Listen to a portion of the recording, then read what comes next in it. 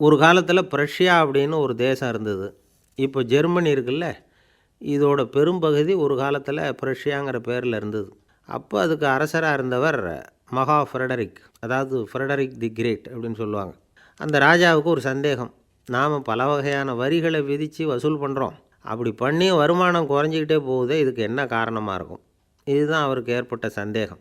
ஒரு சமயம் அந்த அரசர் தம்முடைய அமைச்சர்களையும் பிரபுக்களையும் தளபதிகளையும் கூப்பிட்டு ஒரு விருந்து வச்சார். விருந்து முடிஞ்சதும் அவங்கள பார்த்து இந்த சந்தேகத்தை கேட்டார். வரிகள் அதிகமாக விதித்து வருமானம் குறையறதுக்கு என்ன காரணம் அப்படின்னு கேட்டார். பல பேருக்கு இதுக்கு சரியாக பதில் சொல்ல தெரியல. அனுபவசாலியான ஒரு தளபதி எழுந்திரிச்சார். அரசே, அது எப்படிங்கிறத இப்போ உங்களுக்கு காட்டுறேன்னார். உடனே ஒரு பெரிய பனிக்கட்டி ஒன்றை தன்னுடைய கையில் எடுத்தார். அதை அப்படியும் எப்படியும் திருப்பி பார்த்தார். அப்புறம் அடுத்தவர்கிட்ட கொடுத்தார். அவரும் அதை அப்படியும் இப்படியும் திருப்பி பார்த்துட்டு அடுத்தபடியாக இருந்தவர்கிட்ட கொடுத்தார்.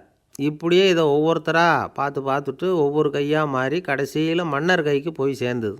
மன்னர் கைக்கு அந்த பனிக்கட்டி போய் சேர்ந்தப்போ அது கொஞ்சம் கொஞ்சமாக உருகி ஒரு பட்டாணி கடலை சைஸுக்கு ஆகிட்டுது.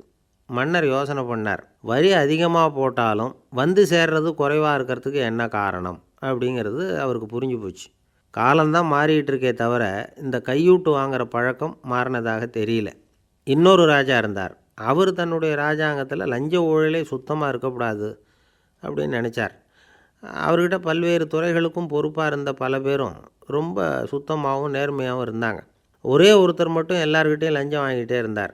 அவரை வேறு வேறு துறைகளுக்கு மாற்றி பார்த்தாரு. அந்த ராஜா என்னென்னமோ பண்ணி பார்க்குறாரு. எந்த வேலையை கொடுத்தாலும் அதுலேயும் லஞ்சம் வாங்கிறதுக்கு ஒரு வழியை உண்டு பண்ணிக்குவார் அந்த ஆள்.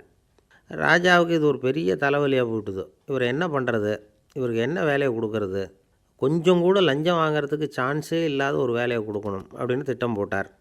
ஒரு நாள் அவருக்கு அந்த உத்தரவும் போட்டுட்டார். அதாவது அவருக்கு என்ன வேலைன்னா, கடற்கரையில் தான் அவருக்கு ஆஃபீஸ். அங்கேயே இருந்துக்க வேண்டியது. தினமும் எத்தனை கடல் அலை கரையில் வந்து மோதுது அப்படிங்கிறத கணக்கெடுத்து ராஜாவுக்கு தெரிவிக்க வேண்டியது. இதுதான் அவருக்கு வேலை. பேசாமல் அலையை எண்ணிட்டு உட்காந்துருக்கிட்டோம், அப்போவாவது அவர் லஞ்சம் வாங்குகிற சந்தர்ப்பம் இல்லாமல் போயிடும் அவருக்கு அப்படின்னு நினச்சார் ராஜா. இந்த ஆள் கடற்கரைக்கு போய் டியூட்டியில் ஜாயின் பண்ணிக்கிட்டார். ஒரே மாதத்தில் அங்கே சொந்தமாக ஒரு பிரம்மாண்டமான மாளிகை கட்டிவிட்டார். ராஜாவுக்கு இது பெரிய ஆச்சரியமாக போச்சு. அலையை என்ற வேலையில் அந்த ஆள் எப்படி பணம் சம்பாதிச்சார் அப்படின்னு விசாரித்து பார்த்தார் அக்கம் பக்கத்தில். அந்த ஆள் என்ன பண்ணியிருக்கிறாருன்னா, கடற்கரையில் போய் பொறுப்பை ஏற்றுக்கிட்ட உடனே அங்கே இருந்த மீனவர்கள்கிட்ட எல்லாம் இந்த கரையில் வந்து ஒரு நாளில் வந்து மோதுகிற அலைகள் எத்தனை அப்படின்னு கேட்டிருக்காரு. அது எப்படிங்க தெரியும்னு இருக்காங்க அவங்க.